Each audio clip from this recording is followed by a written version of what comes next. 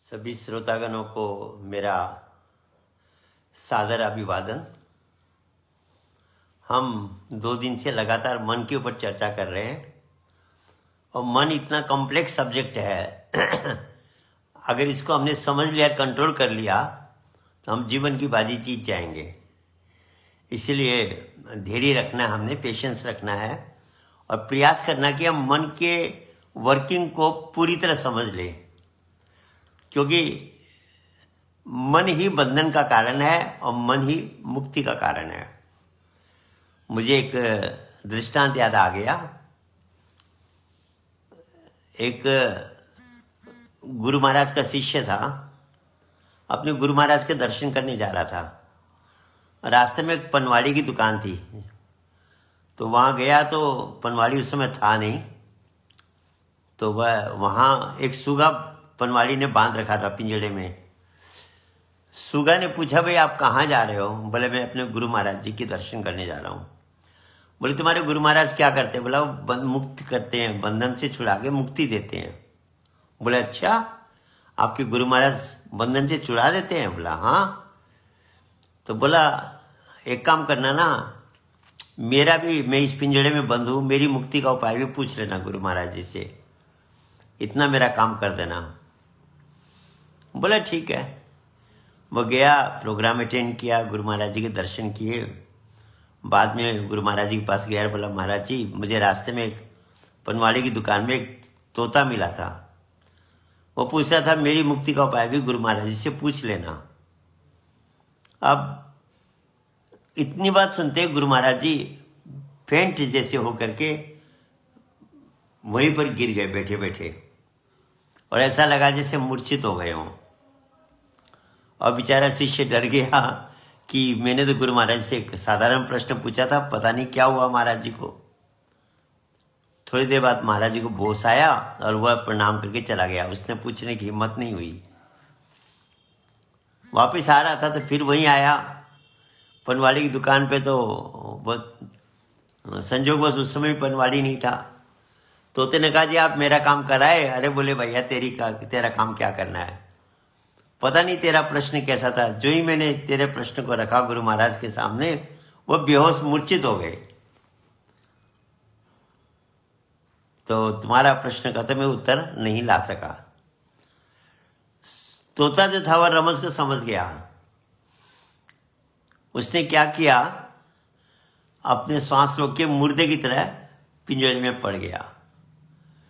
थोड़ी देर में जब पनवाड़ी आया, उसका मालिक आया, देखा तोता रोज तो बोलता था, आज से तोता पड़ा है, हिलडुल भी नहीं रहा है।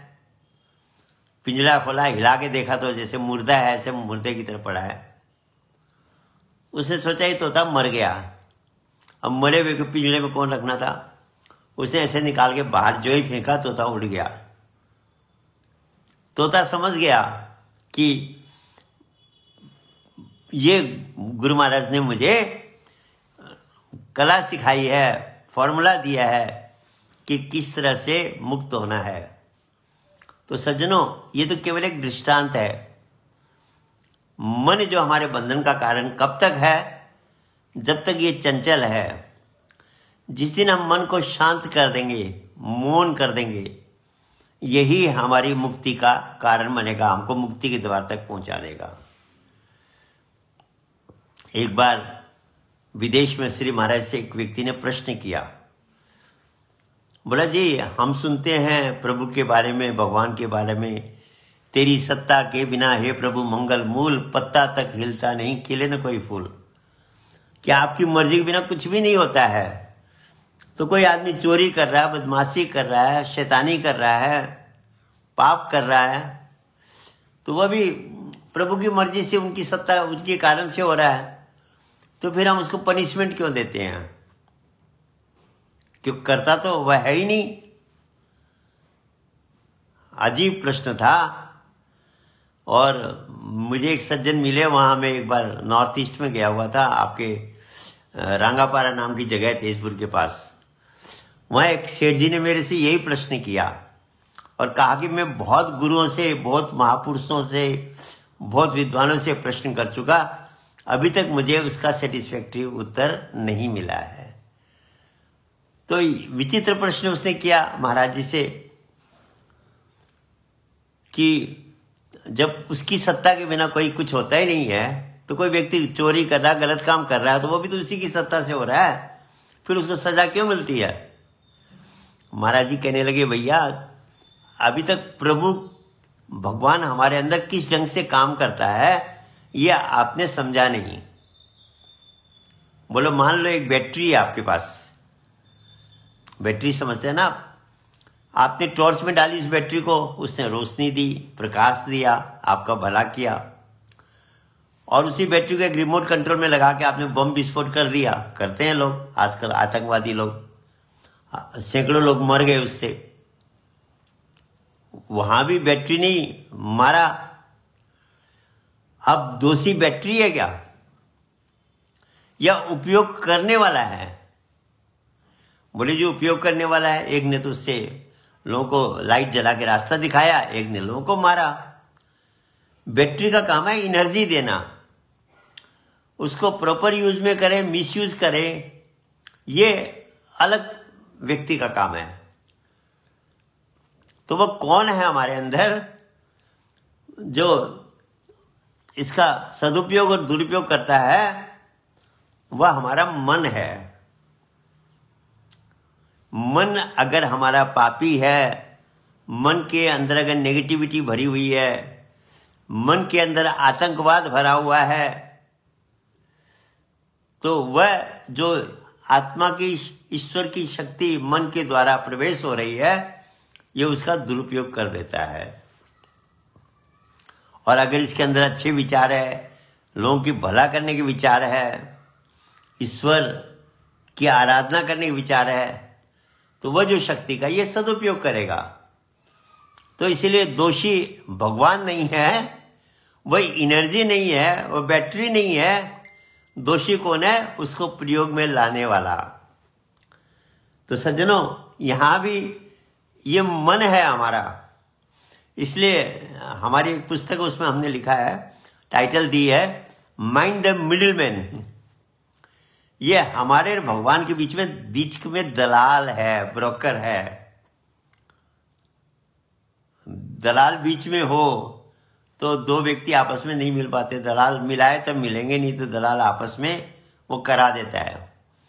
मन जो है वो मिडिल मैन का काम करता है। वो जो एनर्जी भी आ रही है उसको शुद्ध रूप में नहीं के उसको डाइल्यूटिंग कर देता है, अपने संस्कारों के हिसाब से उसमें चेंजेस ला देता है और ब्रेन को उसी हिसाब से मैनिपुलेट कर देता है। तो हमारे क्रियाकलाप में, हमारे नेचर में, हमारे स्वभाव में, हमारी वर्किंग में सबसे बड़ा रोल जो है वो मन का है। मन के अंदर अच्छे संस्कार है तो मन हमें अच्छा आदमी बना देगा। मन हम के अंदर बुरे संस्कार है तो हमको बुरा आदमी बना देगा। आत्मा अच्छी बुरी नहीं होती, व्यक्ति अच्छा बुरा नहीं होता, उसका मन होता है। इसलिए कहते हैं पापी से घृणा मत करो, उसके पाप से करो। कोई भी व्यक्ति बुरा नहीं है, उसका मन बुरा है और मन के कारण वह व्यक्ति हमें बुरा लगता है। इसलिए अगर उस मन को हम चेंज कर दें, मन को हम अच्छा बना दें, तो वह व्यक्ति अच्छा बन जाएगा। तो ये मिडिल मैन का काम करता है। हमारे भगवान के बीच में माइंड मिडिल मैन के रूप में है। जिस दिन ये मिडिल मैन बीच से हट जाएगा, आत्मा और परमात्मा का मिलन हो जाएगा। ये बीच में रोड़ा है, बीच में ऑब्स्टेकल है। इसलिए मन को जीरो अगर बना दें, मन को मौन कर दें, शांत कर दें, इसकी वेलोसिटी को जीरो की तरफ ले जाएं, तो ये आत्मा और परमात्मा का मिलन हो जाएगा। हम अपने अंशी से मिल जाएंगे। आप देखिए मन के अंदर अशांति रहती है, कोई चीज की चाहना रहती है। It is always trying to get something, और हम उसका, हमारी बुद्धि क्या अर्थ लगाती है, अरे मेरे मन के अंदर जो अशांति है वह मेरे पास धन की कमी है इसीलिए, या शांति है मेरे पास बिल्डिंग नहीं है इसलिए है, मेरी शादी नहीं हुई इसलिए है, मेरे पड़ोसी मेरे से ठीक व्यवहार नहीं करते इसलिए, हम भौतिक कारण उसको मान देते हैं। और वह पूरा भी हो जाए तब भी मन अशांत रहता है। लोग धन कमाते हैं और सोचते धन कमाने से मेरा मन शांत हो जाएगा, मुझे संतुष्टि मिल जाएगी, सेटिस्फेक्शन मेरा अंदर आ जाएगा, मेरा मन संतुष्ट हो जाएगा। कमाते चले जाते हैं सज्जनों, कितना भी कमा ले मन संतुष्ट नहीं होता है। आप Birla, Tata, Ambani brothers, Bill Gates, ऐसे कितने लोग हैं संसार में जिनके पास अरबों खरबों की संपत्ति है। एक पुश्त क्या 7 पुश्तों तक भी पैसा खत्म नहीं होगा, पर तब भी वो और कमाने में लगे हुए हैं। मन संतुष्ट नहीं हो रहा है, माइंड के अंदर इतना करने के बाद भी सेटिस्फेक्शन नहीं आ रहा है। कारण क्या है? ये मन जो ढूंढ रहा है ये अनंतता को ढूंढ रहा है, इन्फिनिटी चाह रहा है। और संसार में किसी चीज में इन्फिनिटी नहीं है। ये इन्फिनिटी क्यों चाह रहा है? क्योंकि आत्मा इन्फिनिट होना चाह रही है। Infinity plus minus anything is equal to infinity. आत्मा अपने अंशी परमात्मा में मिल जाएगी तो इन्फिनिट स्वरूप को प्राप्त करेगी, अनंतता को प्राप्त करेगी, परफेक्शन को प्राप्त करेगी। वह डिजायर माइंड के थ्रू से मैनिफेस्ट हो रही है। पर हमारी बुद्धि, हमारा ब्रेन क्या सोचता है कि अरे मन जो डिजायर कर रहा है ये धन की कर रहा है, भौतिक वस्तुओं की फिल्म देखने की कर रहा है, ये संसारिक विषय भोगों की कल्पना करता है कि शायद मन इन्हीं को ढूंढ रहा है। और मन को देते भी है तो मन टेम्पररी एक बार 2 मिनट के लिए शांत होता है, फिर चंचल हो जाता है। जैसे किसी को पानी की प्यास लगी हो, आप उसको कोल्ड ड्रिंक दे दो, अनेक प्रकार के सूप और शरबत दे दो, उसकी प्यास नहीं मिटेगी जब तक पानी नहीं पिएगा। पानी की प्यास तो पानी ही मिटाएगा, और चीजें टेम्पररी उसको थोड़ी देर के लिए शांत करेगी, पर फिर वह प्यासा बन जाएगा, क्योंकि जो चीज वो चाह रहा है वो उसको नहीं मिली। ऐसे मन को आप कुछ भी दे दो, लोगों ने पूरा जिंदगी बिता दी पर मन फिर भी शांत नहीं हुआ। तभी तो भर्तरी ने कहा ना अपने उसमें सूत्र में, वो क्या कहते हैं, भोगो न भुगता वैमेव भुगता, तपो न तपता वैमेव तपता, कालो न याता वैमेव याता, तृष्णा न जीर्णम वैमेव जीर्णम। कहते मैंने सोचा मैं भोग रहा हूं, भोगों से मेरा मन शांत होगा, नहीं हुआ। भोगों ने उल्टा मुझे भोग डाला। मैं सोचा मैं तप कर रहा हूं पर तपों ने मुझे तपा डाला। मैं सोच रहा हूं मैंने समय बिताया पर समय ने मुझे बिता दिया। और अंत में क्या हुआ? मैं बुढ़ा हो गया, मैं वृद्ध अवस्था को प्राप्त कर गया।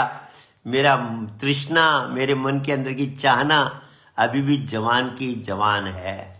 मन बुढ़ा नहीं होता है सज्जनों। आपका शरीर बुढ़ा होता है, मन कभी बुढ़ा नहीं होता। आप कहेंगे जी क्यों नहीं होता है? इसके पीछे साइंटिफिक रीजन है। जब साइंटिस्ट ये रॉकेट में बैठ के जाते हैं चंद्रमा पे, ग्रहों पे, मतलब अपने उस अंतरिक्ष में जब जाते हैं तो रॉकेट बहुत स्पीड से जाता है, तो उसमें घड़ी स्लो हो जाती है। तो साइंटिस्टों ने इस बात का निष्कर्ष निकाला कि मूविंग में एजिंग स्लो हो जाती है। इसीलिए हमारे यहाँ शास्त्रों में सनत कुमार की बात आती है कि सनत कुमार हमेशा जवान रहते हैं, because they are all the time moving. वह स्थिर नहीं रहते, चलते रहते हैं। मन भी हमारा शांत नहीं रहता, हर समय चंचल रहता है, मूविंग रहता है। इसलिए मन कभी बुढ़ा नहीं होता, वृद्धावस्था को प्राप्त नहीं करता। हमारा शरीर ही बुढ़ा होता है। तभी वो कहते हैं तृष्णा न जीर्णम वैमेव जीर्णम। मेरा शरीर जीर्ण शीर्ण हो गया, तृष्णा मेरी जीर्ण शीर्ण नहीं हुई। राजा ययाति नाम के एक राजा थे। 100 वर्ष तक उन्होंने सारे विषय भोगे, संतुष्टि नहीं हुई। तो उन्होंने कहा शायद अपने लड़के की आयु मांगी। उस आयु को भोगने के बाद भी उनमें जब संतुष्टि नहीं, तब उन्होंने कहा कि वास्तव में मन को हम किसी भी संसारिक चीज से परमानेंटली संतुष्ट नहीं कर सकते, क्योंकि इसकी चाहना कुछ पराभौतिक है, मेटाफिजिकल है। ये फिजिकल चीजों को नहीं चाह रहा है, लगता है हमारे ब्रेन को, क्योंकि हम बुद्धि तो अगर कोई छटपटा रहा है और बोल नहीं पा रहा है तो हम अर्थ अपनी हिसाब से लगाएंगे। कोई कहेगा यार इसको भूख लगी है, कोई कुछ कहेगा, पर उसको वास्तव में क्या लगी है वो तो वही जानता है। सही निदान कोई कोई कर पाता है। ऐसे ही मन हमारा जो अशांत रहता है, मन के अंदर चाहना बनी रहती है, डिजायर्स बनी रहती है, हमारा ब्रेन, हमारी बुद्धि सोचती कि ये फलानी चीज को चाह रहा है, पर वह चीज देने के बाद भी ये मन संतुष्ट नहीं होता है। कितनी भी चीजों का आप ट्राई कर लो, हाँ टेम्परेरी संतुष्ट होगा थोड़ी देर के लिए। आपके पास मकान नहीं है, आप सोचेंगे जिस दिन मेरे को मकान हो जाएगा मेरा मन शांत हो जाएगा। मकान बन गया, उसमें आपने गृह प्रवेश भी कर लिया, कुछ दिन तक तो मन को अच्छा लगेगा, उसके बाद फिर जैसे के तैसा। जैसे क्यों कि ये इसकी चाहना कुछ और है। इसलिए अध्यात्म कहता है कि भैया पहले समझो मन को, इसकी क्या डिजायर कर रहा है और क्यों कर रहा है। इसके पास तो ब्रेन है ही नहीं, तो इसमें जो डिजायर्स आ रही है वह आत्मा जो अनंतता को प्राप्त करने चाह रही है, इन्फिनिटी को प्राप्त करना चाह रही है, वह desire through the mind manifest हो रही है। इसलिए मन को जब तक आप इन्फिनिटी नहीं दोगे तब तक ये मन शांत नहीं होगा। और संसार में इन्फिनिटी है नहीं, इन्फिनिट तो अपने अंदर ही है। वह जो ईश्वरीय शक्ति है वह इन्फिनिटी है, वह इन्फिनिट है। उस इनफाइनाइट को जब तक हम प्राप्त मन को नहीं पहुंचाएंगे वहां तक, तब तक ये मन शांत नहीं होगा। इसलिए मन को जीरो बनाने की बात कही गई संतों ने कि ये मिडिल मैन को बीच से हटाओ, मेक द माइंड जीरो। सज्जनों, जीरो कैसे बनाएंगे? एक पेड़ है, आप उस पेड़ को समाप्त करना चाहते हैं, पेड़ के अस्तित्व को समाप्त करना चाहते हैं। आपने पेड़ को काट दिया, अस्तित्व समाप्त नहीं हुआ, पेड़ लकड़ियों में परिवर्तित हो गया, पेड़ यथावत है, केवल रूपांतरण हो गया, उसकी खड़े पेड़ की बजाय लकड़ियों में परिवर्तन हो गया, चेंज हो गया उसका फॉर्म। आप चाह रहे हैं उसको समाप्त करना, आपने उसको जला दिया, जला के कोयला बना दिया, तब भी पेड़ समाप्त नहीं हुआ, उसका रूपांतरण हुआ, कोयले में परिवर्तित हो गया। पेड़ आप समाप्त नहीं कर पाए। पेड़ को आप समाप्त कब कर सकते हैं? पेड़ कब समाप्त होगा?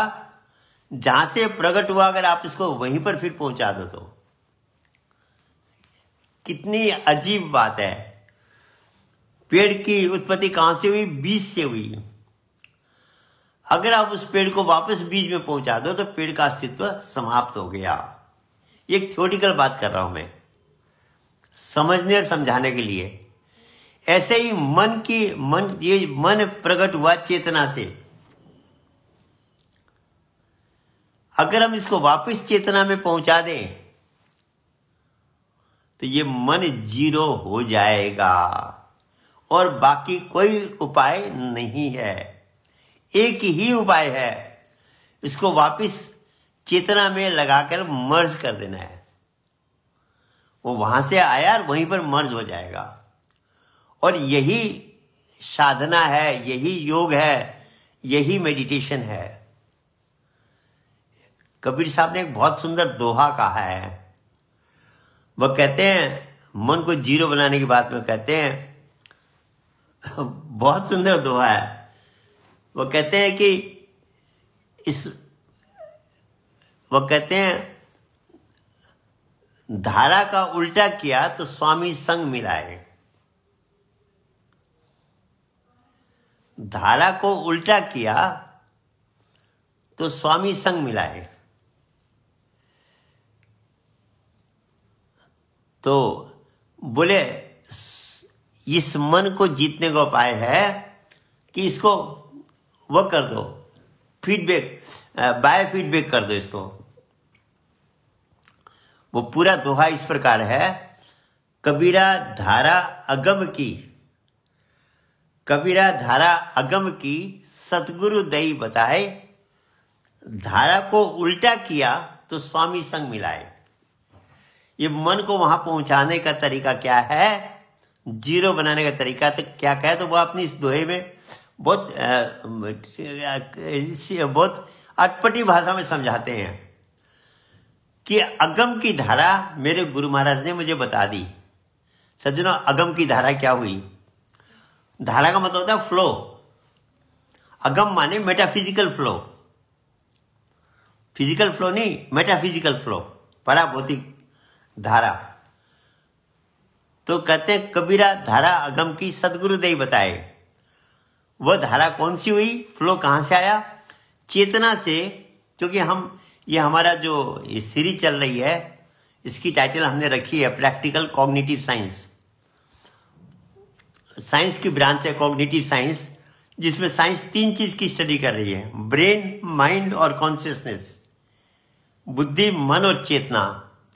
तो हम एक एक करके एक एक सब्जेक्ट को ले रहे हैं। पहले हम लोग मन को ले रहे हैं, फिर ब्रेन को लेंगे और अंत में चेतना को लेंगे, आत्मा कॉन्शियसनेस को लेंगे।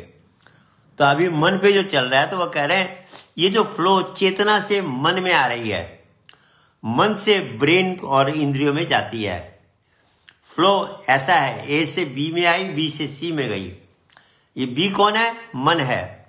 ए कौन हुआ? चेतना हुई। और सी हुई हमारा शरीर, जिसमें बुद्धि, इंद्रियां, सारी सब कुछ, सारे अंग आ गए।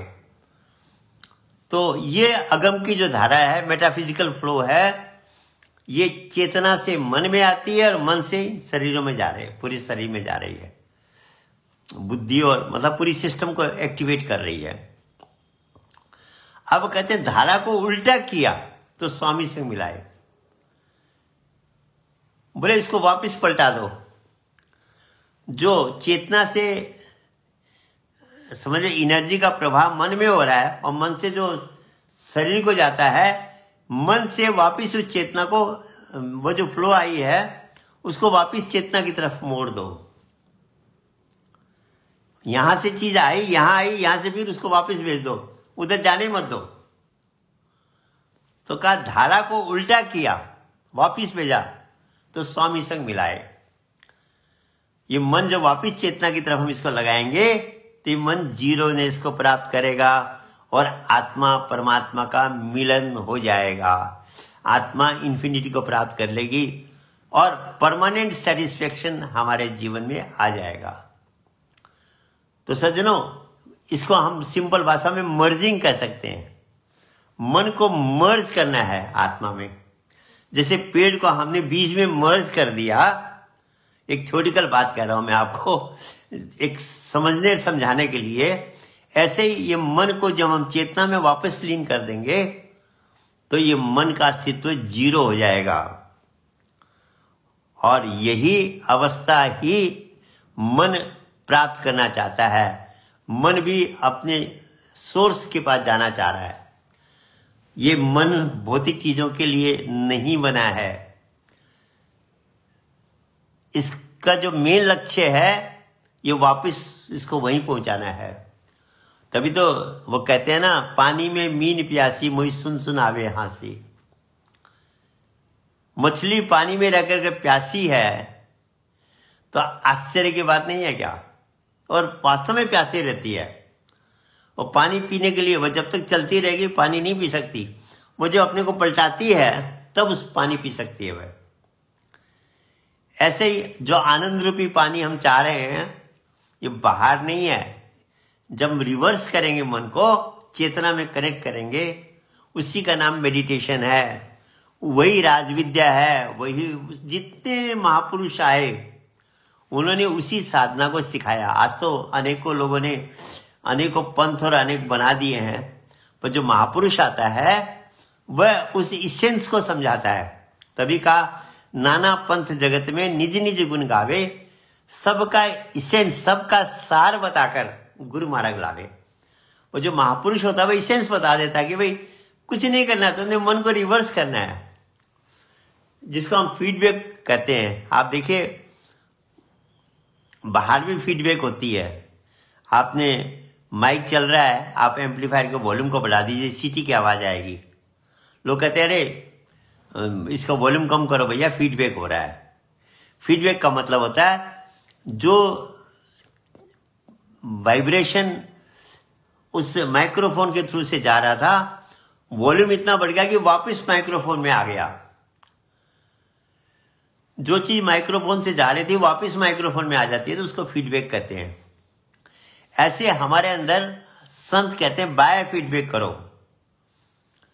चेतना से जो करंट मन में आ रहा है उस करंट को वापस चेतना में पहुंचा दो, ये तुम्हारा फीडबैक हो गया। और कहा धारा को उल्टा किया तो स्वामी संग मिलाए। इसका मतलब ये नहीं सजनो धारा का उल्टा राधा करके स्वामी जोड़ करके राधा स्वामी जपो।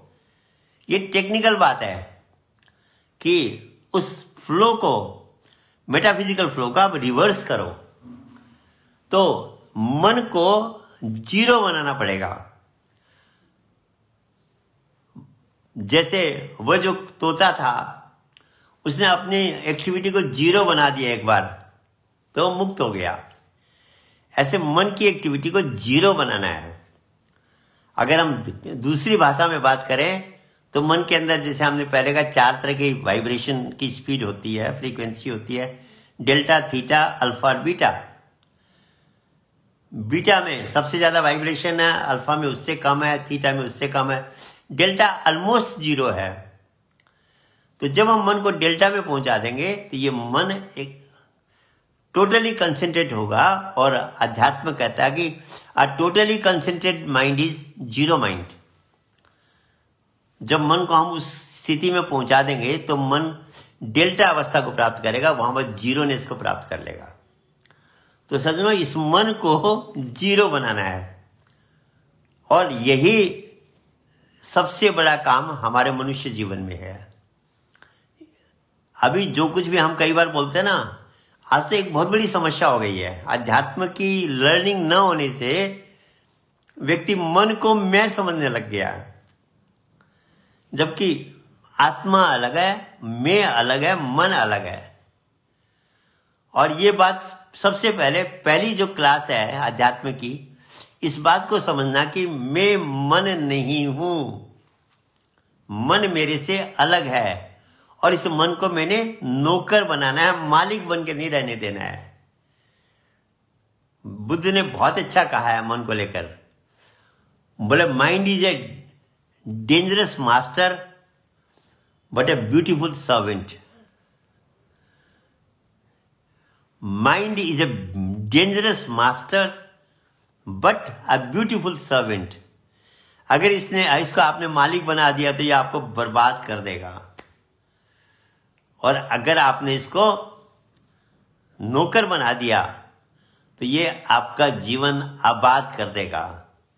तभी तो मीराबाई भजन में गाती है, मन चाकर राखो जी, मन चाकर राखो जी। मन को नौकर बनाने की बात की है। तो सज्जनों, मन को कंट्रोल में लाना सबसे जरूरी काम है, क्योंकि जैसे हम पहले डिस्कस, इसके पास बुद्धि नहीं है। एक आदमी के पास बुद्धि नहीं हो रहा, आप उसको घर के सारा मालिक बना दो तो क्या होगा? घर बर्बाद नहीं होगा? जिसके पास बुद्धि 1% भी ना हो, काम मेहनती खूब हो, पावरफुल हो व्यक्ति, पर बुद्धि नहीं हो, आप उसको घर का सारा इंचार्ज बना दो, भी तुम जैसे चाहो वैसा करो, तो क्या होगा? बर्बाद कर देगा। मतलब बुद्धि तो है ही नहीं उसके पास। ये स्थिति, और किसी भी एनर्जी में बुद्धि नहीं होती, ये तो हम पहले भी डिस्कस कर चुके हैं। तो इस बुद्धिहीन को मास्टर बना दिया आपने अपने जीवन का, तो ये बर्बाद करेगा, और कर रहा है। कई लोग तो कहते हैं मन को, वो ये मानते कि मैं मन ही हूं, और सज्जनों ये सबसे खतरनाक काम है। अपने को, मन को, स्वयं को मन समझ लेना, ये तो बर्बादी का रास्ता है। इसलिए अध्यात्म का पहला पाठ है कि आप इस बात को समझो कि आप मन नहीं हो। सज्जनों, विषय लंबा जा रहा है और घड़ी टिक टिक कर रही है। मन तो समय और भी लेगा, कई एपिसोड लेगा। कल तो संडे है, हम लोगों के कार्यक्रम नहीं होंगे। उसके बाद शायद मंडे से फिर शुरू हो जाए। तो अभी मन की बहुत बात बाकी है। अभी तो मन को हम समझ रहे हैं, फिर ये होगा कि इसको कंट्रोल कैसे किया जाए, क्या चीज है जिससे कंट्रोल में आएगा, जीरोनेस को प्राप्त करेगा। ये बहुत सी बातें हैं इसके अंदर। अभी हम लोग कहते ना दिल, भगवान दिल में है। लोग सोचते हैं ये जो हार्ट है ना, यहीं पर भगवान है। सदु ने ये इस हार्ट के लिए नहीं कहा है।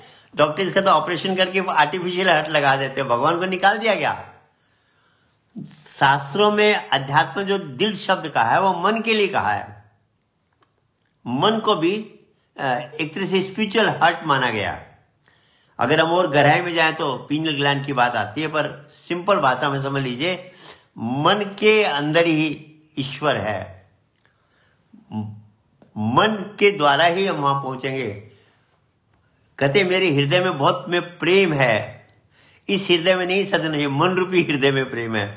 तो शास्त्रों में मन को भी हृदय कहा गया है। ये कंफ्यूजन बहुत बड़ा है।